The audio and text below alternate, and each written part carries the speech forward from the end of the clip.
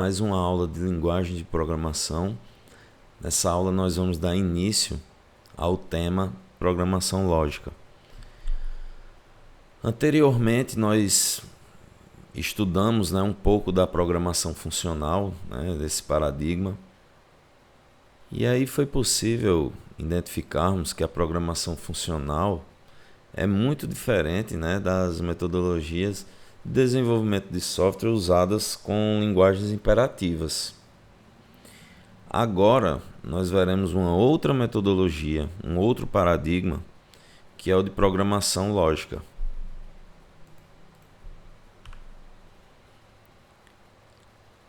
Vamos debater rapidamente um comparativo aqui entre programação funcional e programação lógico. Os dois principais paradigmas declarativos, são esses dois, o funcional e o lógico. Eles pertencem também a essa classificação de paradigmas declarativos. Então, com peculiaridades aí que os diferem. No caso do paradigma funcional, ele é baseado em declaração e aplicação de funções. Já também tem uma clara distinção entre entrada e saída. A gente conseguiu identificar que é totalmente diferente do que a gente estava acostumado a ver com linguagens de outras metodologias, como orientada a objetos, como procedurais. Então, dentro também dessa classificação das declarativas, a gente tem um paradigma lógico, que é o que a gente vai estudar um pouco aqui, e ele, por sua vez, é baseado no cálculo de predicados. A gente vai entender o que são predicados daqui a pouco. E nele a computação é feita usando um mecanismo de inferência lógico. Então, ambos têm essas pequenas distinções, tem outras características que a gente poderia comparar aqui e identificar essas distinções, porém, eles também possuem algumas coisas que se correlacionam, algumas coisas em comum, como, por exemplo, o fato de serem paradigmas declarativos, pertencerem à classificação de declarativos, mesmo se ramificando para o funcional e lógico. E uma outra coisa em comum é que ambos possuem características da matemática.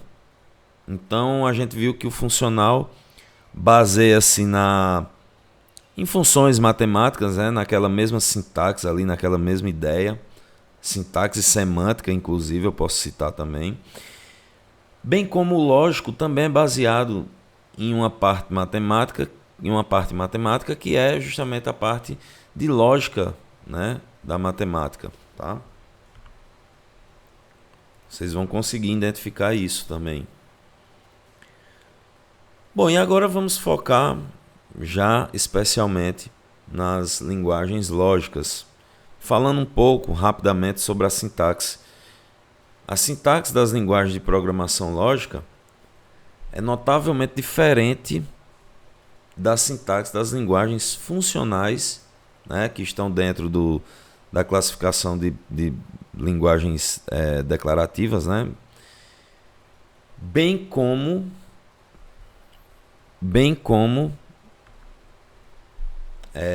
das imperativas também, tá? Reforçando aqui. Então, o que é que acontece?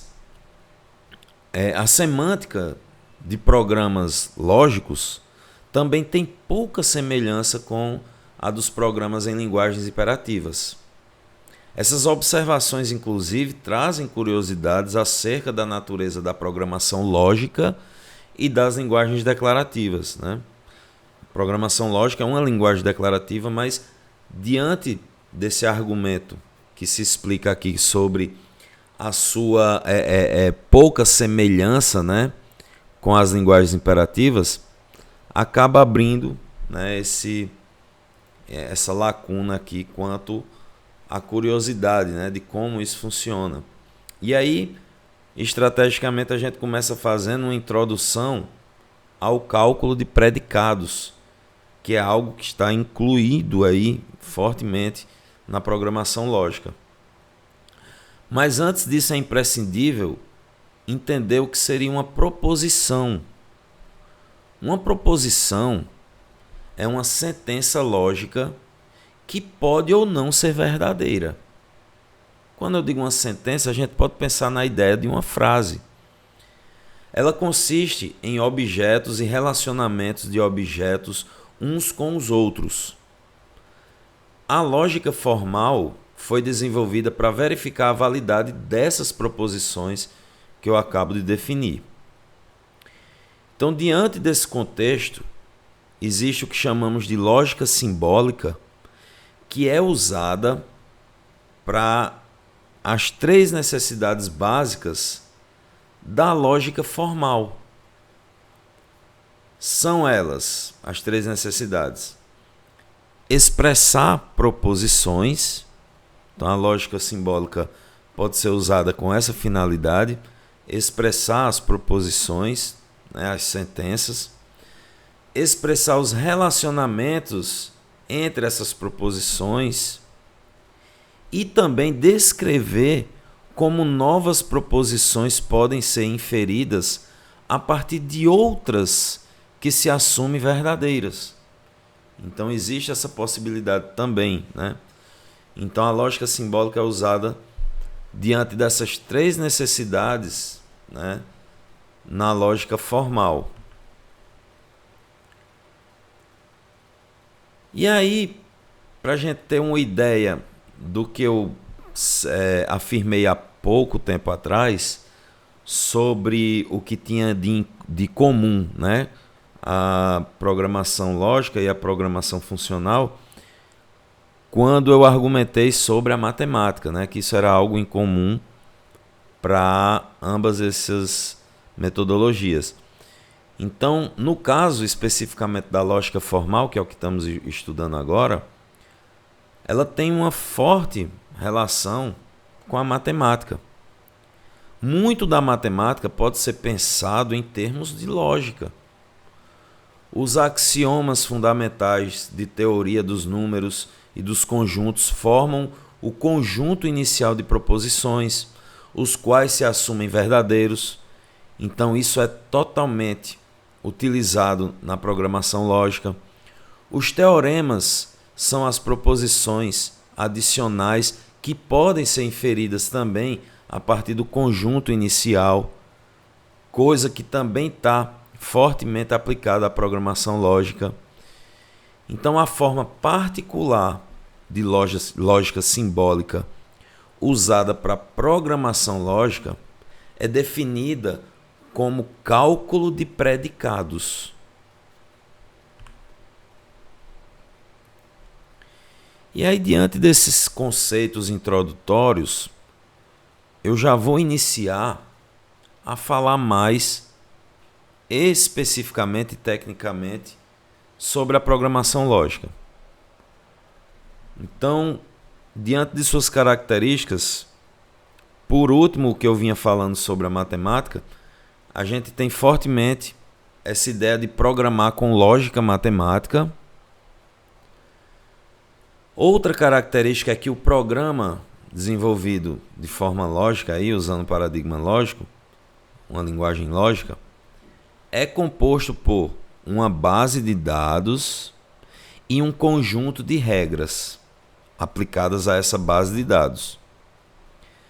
Executar um programa lógico é tentar provar um teorema ou realizar uma busca pela base de dados que está ali disponível, que foi criada para esse fim. Então, o programa ele é executado fazendo essa verificação, né, sobre a base, tentando provar alguma regra, algum teorema, ok? Bom, e aí, diante da nossa disciplina, a gente vai estar usando uma linguagem muito popular atualmente, que é o Prolog. O Prolog ela surgiu tentando melhorar a interpretação e o desenvolvimento, né, de programação lógica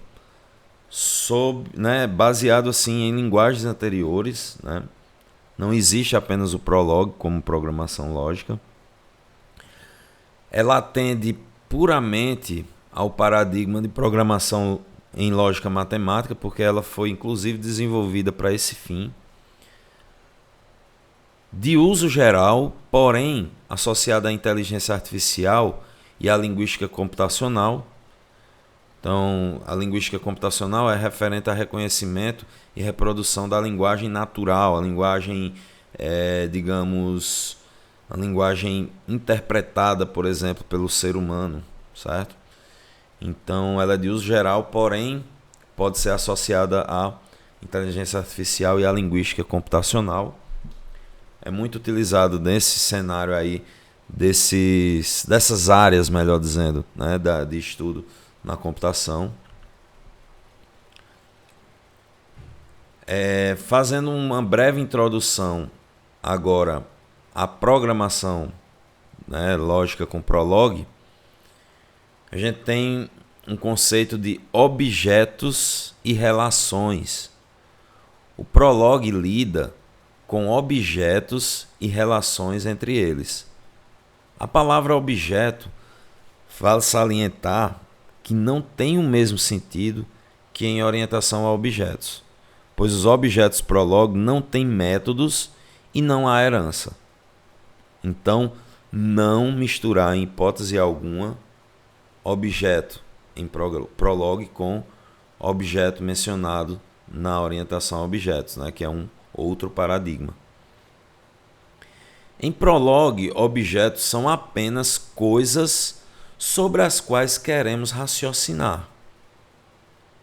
Prolog tem um tipo chamado termo, que engloba todos os dados e também todos os programas nesta linguagem.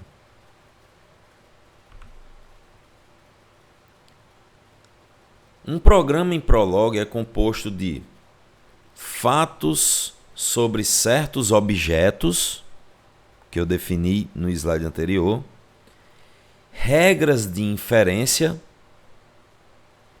e perguntas sobre os objetos. Dizemos a Prolog certos fatos e regras e depois fazemos perguntas sobre estes fatos e regras. Por exemplo, podemos informar a Prolog sobre irmãs e depois perguntar se Maria e Joana são irmãs.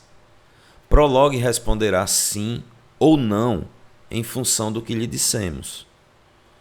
Então, quando eu me refiro em função do que lhe dissemos, é porque a base de dados é definida pelo programador. Então, se na definição da base de dados eu digo que Maria e Joana são irmãs, ao perguntar com Prolog se ambas são irmãs, eu vou ter um resultado booleano verdadeiro, porque na regra, no fato desenvolvido na base, eu defini que realmente Maria era irmã de Joana. Ou eu poderia não ter definido isso e ter como resultado, após fazer a pergunta ao Prolog, como um não ou um falso, né? Então, é basicamente essa ideia inicial aqui que nós temos da programação lógica com Prolog. Mas vale salientar que Prolog faz muito mais do que responder apenas um sim ou um não. A linguagem permite usar o computador como um repositório de fatos e regras e proporciona meios de fazer inferências, indo de um fato a outro e achando os valores das variáveis que podem levar a conclusões lógicas. É óbvio que isso é predefinido pelo programador, mas aí ele vai ter a inteligência, né, de encontrar conclusões baseadas nessas regras, nesses fatos, né, que foram pré-definidos. O Prolog pode ser utilizado como uma linguagem interpretada, e o interpretador que a gente vai utilizar aqui na disciplina é o SWI Prolog. O nome SWI é derivado desse termo aí, que eu acho até que está um pouco customizado, né? Social Sciences Shape Like Informática. Ciências Sociais Informática. E aí o que é que acontece? Era um grupo antigo, né, da Universidade de Amsterdã que desenvolveu o projeto e está ativo desde 1987. E aí ele está disponível nesses dois links aí. O de cima você pode baixar e utilizar, né, na sua máquina após configurado. E o link de baixo a gente acessa a ferramenta online. Eu havia colocado aqui para mostrar a vocês, esse é o site, certo? E aí na parte aqui de download, né, a gente tem aqui o SWI Prolog. E aí tem informações aqui, ó, sobre como, né, instalar a ferramenta, com base em cada sistema operacional também, né? Aqui você vê que tem tags aqui específicas, né?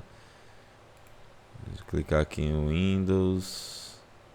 Eu achava que ele ia mostrar mais referências aqui, mas tem aqui alguma coisa, né? Aí mostrando no início aqui. Deixa eu ver aqui. Enfim, eu acho que aqui tem mostrando, né, ó, como você pode baixar, se for o Linux e por aí vai, certo? Aqui você com calma você pode ver como instalar em sua máquina. E o outro link aqui, ele vai para a ferramenta online.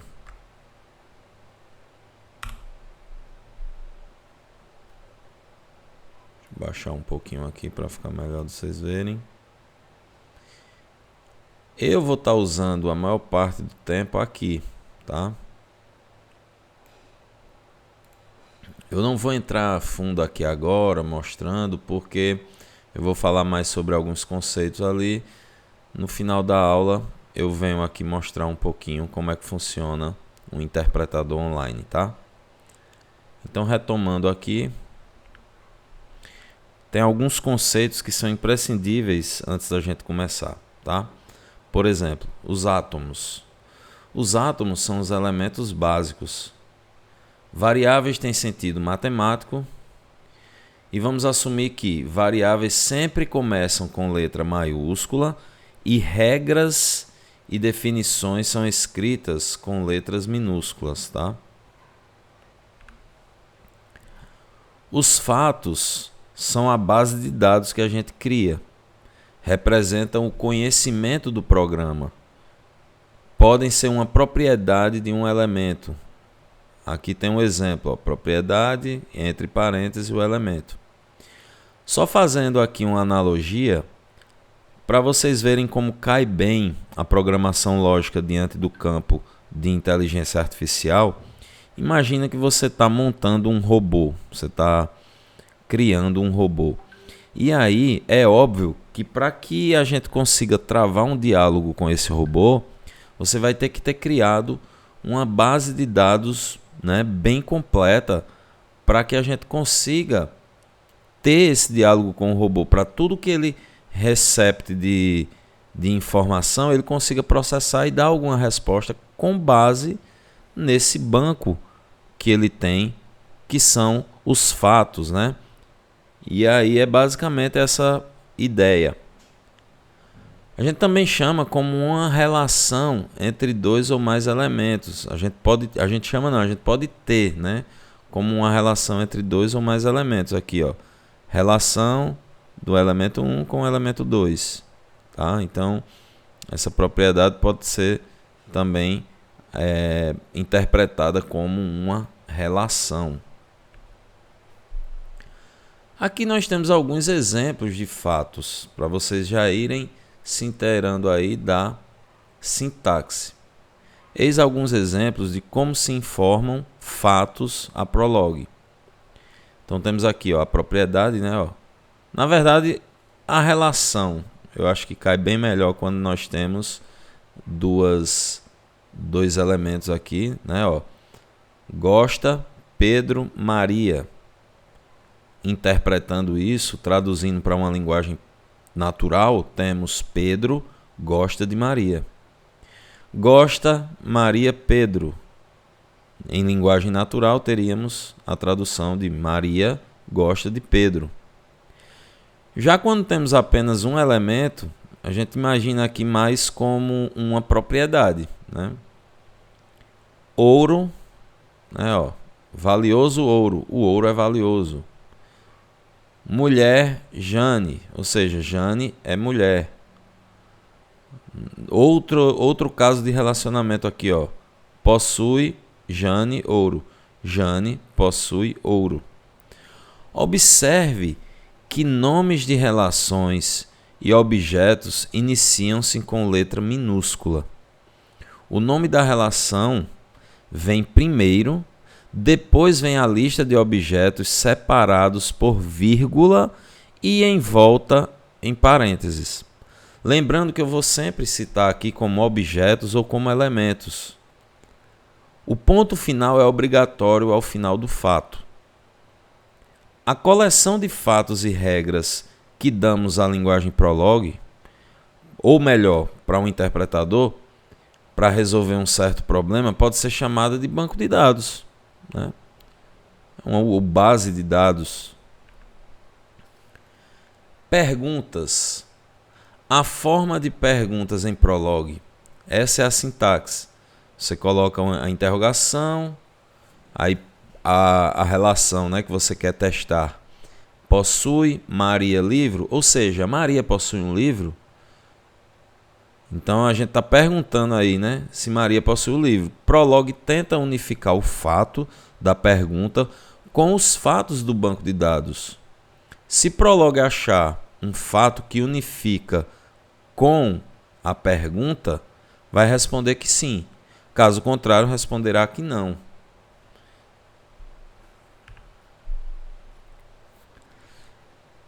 Em relação às variáveis em Prologue servem para responder questões mais elaboradas. Por exemplo, do que Maria gosta? Ou então, quem mora em Atenas?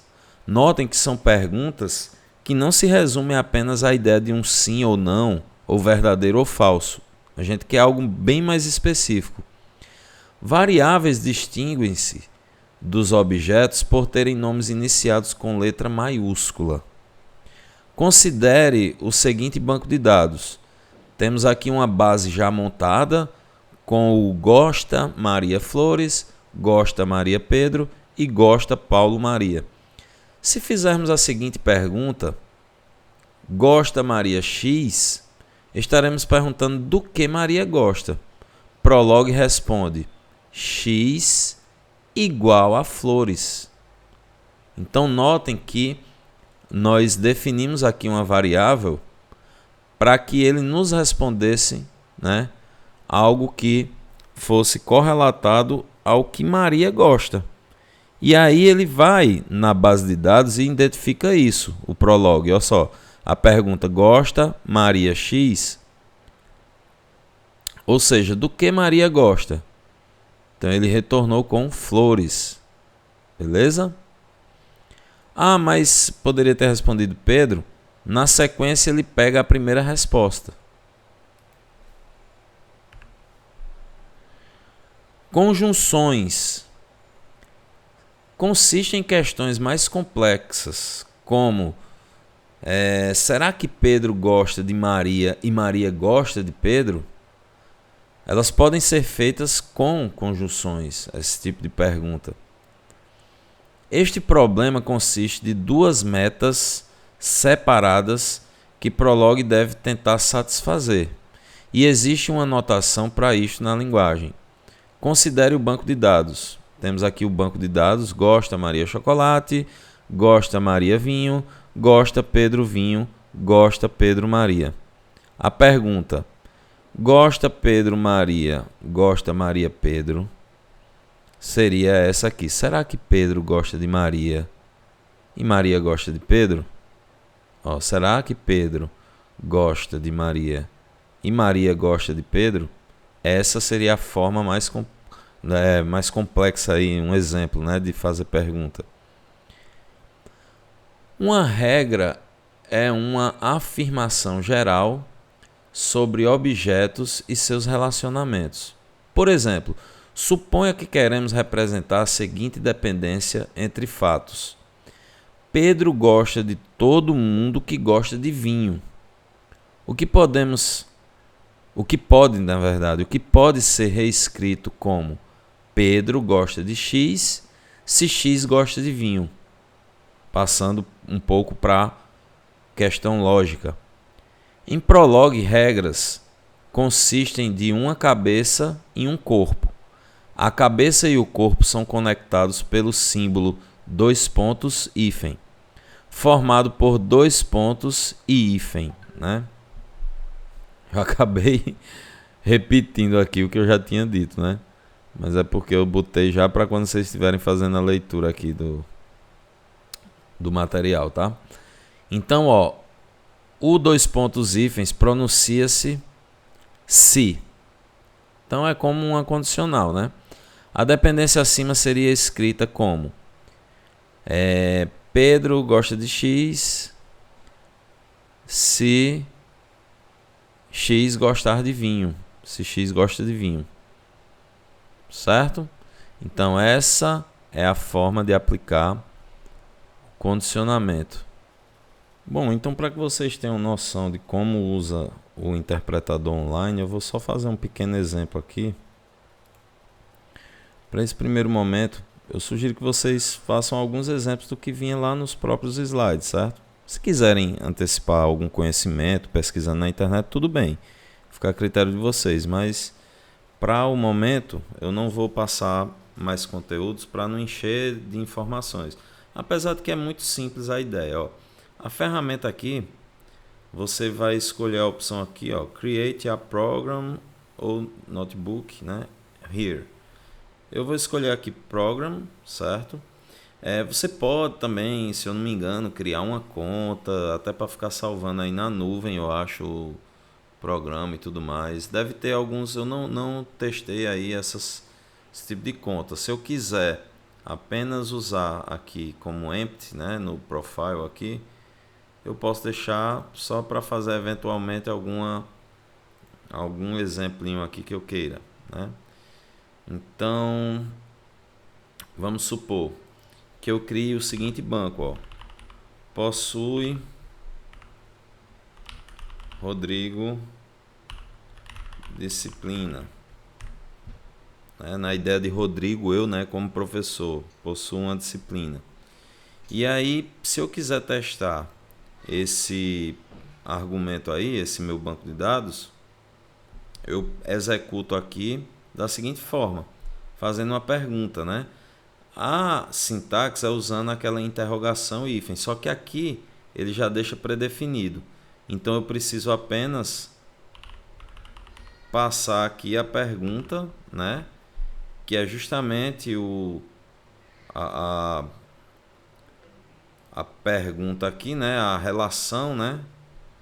E aí, Rodrigo disciplina. É como se eu estivesse perguntando, Rodrigo possui uma disciplina? Quando eu executo... faltou o ponto aqui, ó. Faltou o pontinho, né?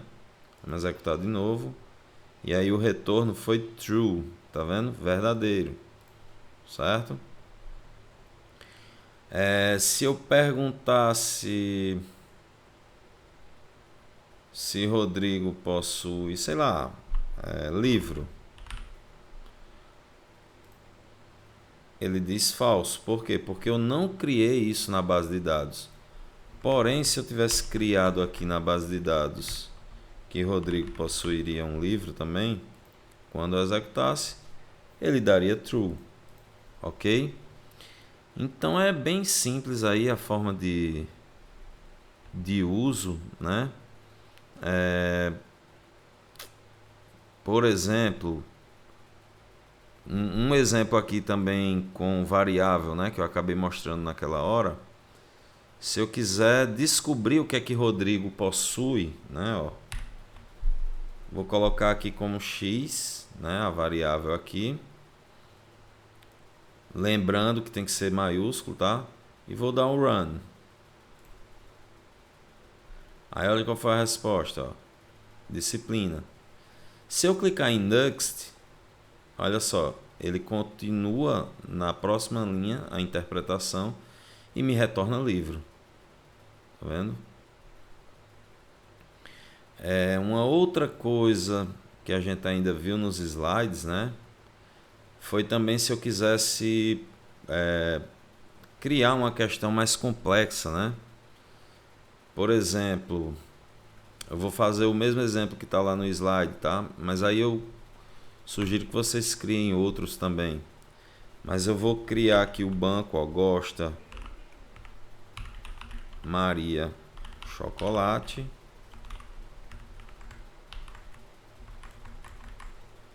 Lembrando que eu tenho que ter o ponto final aqui. Maria vinho.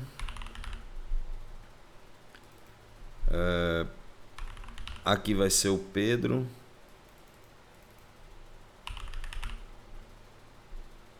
Aqui Pedro também. Só que aqui Pedro gosta de Maria. E aí imagine a seguinte pergunta. Será que Pedro gosta de Maria e Maria gosta de Pedro? Né? Isso é uma pergunta, né, que pode ser feita por intermédio de o que chamamos de uma conjunção, tá? E aí para fazer, que na verdade nada mais é do que a gente vê de fato em matemática lógica, né? Em lógica matemática, quer dizer. Vamos lá. Eu vou fazer a pergunta da seguinte forma. Gosta. Ó, nesse ponto eu estou perguntando se Pedro gosta de Maria. Será que Pedro gosta de Maria? E aí a conjunção eu faço da seguinte forma. Ponho uma vírgula e faço a próxima pergunta. E Maria gosta de Pedro?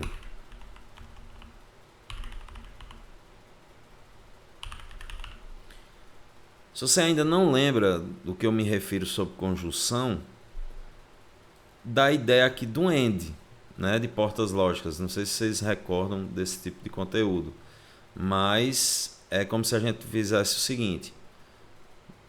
Pedro gosta de Maria e Maria gosta de Pedro, então isso é uma conjunção. Vamos saber aqui qual é a resposta. Falso. Por que falso? Vamos interpretar. Pedro gosta de Maria? Sim, Pedro gosta de Maria. Porém, em ponto algum, a gente encontra a resposta de que Maria gosta de Pedro. Mas aí vamos acrescentar aqui que Maria gosta de Pedro, certo?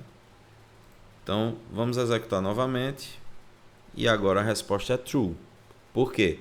Porque ele encontrou esses dois relacionamentos. Pedro gosta de Maria e Maria gosta de Pedro, tá? Se eu perguntar aqui, Pedro gosta de vinho e Maria gosta de vinho, true. Por quê? Ó, Maria gosta de vinho, Pedro gosta de vinho também. Se eu clicar em next, ele já vai dar falso porque não tem mais relações verdadeiras sobre essa pergunta, ok? Então, para fechar aqui, vamos fazer só mais um exemplo, né? Sobre a questão condicional, tá? Então, no slide lá, né, tinha a sintaxe de criarmos uma regra, né? E aí eu expliquei que em Prolog as regras consistem de uma cabeça e um corpo, onde a cabeça e o corpo são conectados pelo símbolo dois pontos hífen, tá? Então, se eu quiser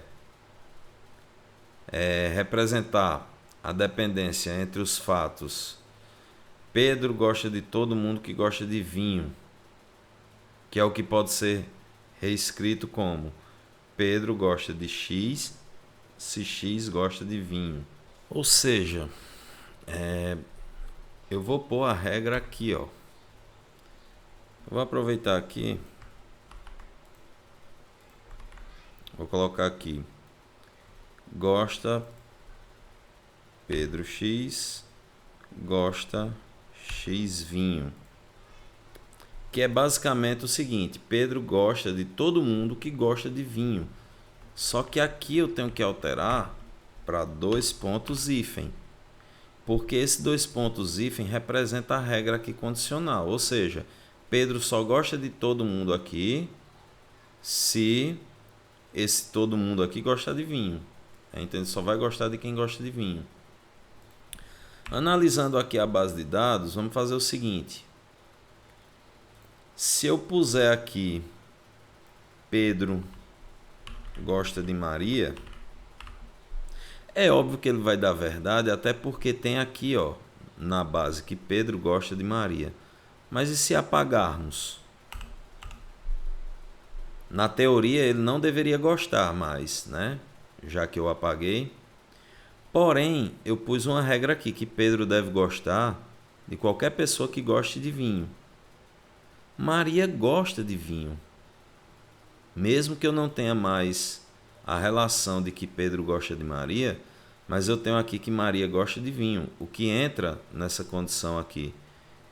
Então, vou fechar aqui e executar novamente para ver qual é o resultado. Aí olha que interessante. True. Por quê? Diante dessa condição, ele diz verdadeiro.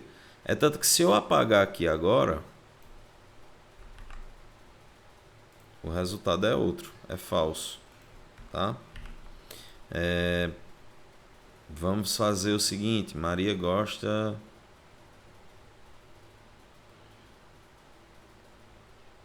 Vou botar aqui agora o seguinte, que Pedro...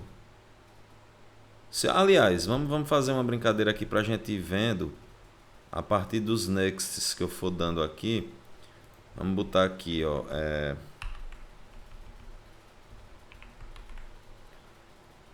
vou botar aqui João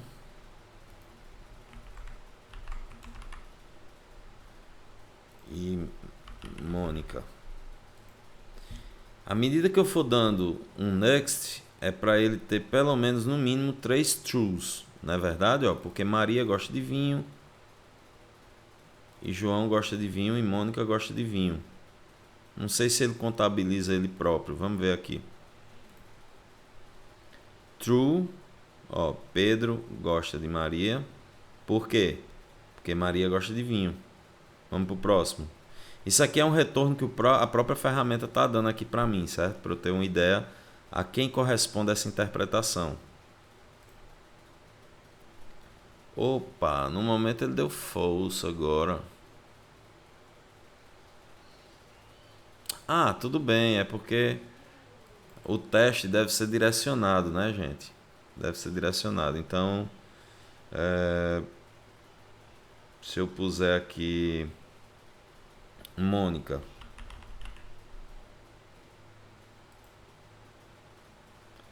se eu puser João,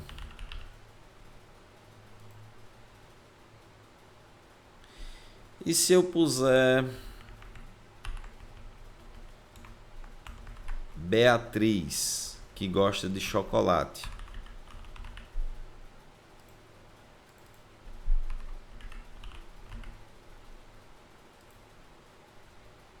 Falso.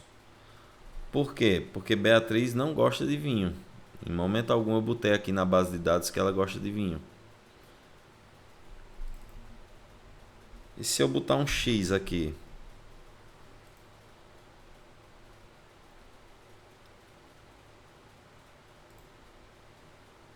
Olha só, ele diz que Pedro gosta de vinho, né? Que é porque tem aqui, né? Que Pedro gosta de vinho. Mas aí depois ele começa a interpretar a regra. Ele deu que Pedro gosta de Maria. Deu que Pedro gosta dele mesmo, né? Ó, Pedro gosta de vinho. Deu que Pedro gosta do João, que gosta da Mônica. E agora vamos ver. Agora falso, né? Porque depois da Mônica, ó, é Beatriz que gosta de chocolate. Bom, pessoal, então para um primeiro momento eu sugiro que vocês pratiquem aí para conhecer a ferramenta. Se tiverem tempo, quiserem antecipar algum conteúdo, podem ficar à vontade. Os conceitos iniciais aí eu extraí do livro que eu sugeri a vocês, de conceitos de linguagem de programação, do Robert Sebesta, e a apostila de paradigmas de programação Prolog, do autor João Meidanes, né? Se você pôr no Google aí com essa referência aqui, rapidinho vocês encontram. Então eu vou estar me baseando os conceitos aqui do livro e algumas práticas da apostila, ok? Então, muito obrigado pela atenção, espero que tenham entendido. Qualquer dúvida, entrem em contato. Valeu, tchau, tchau.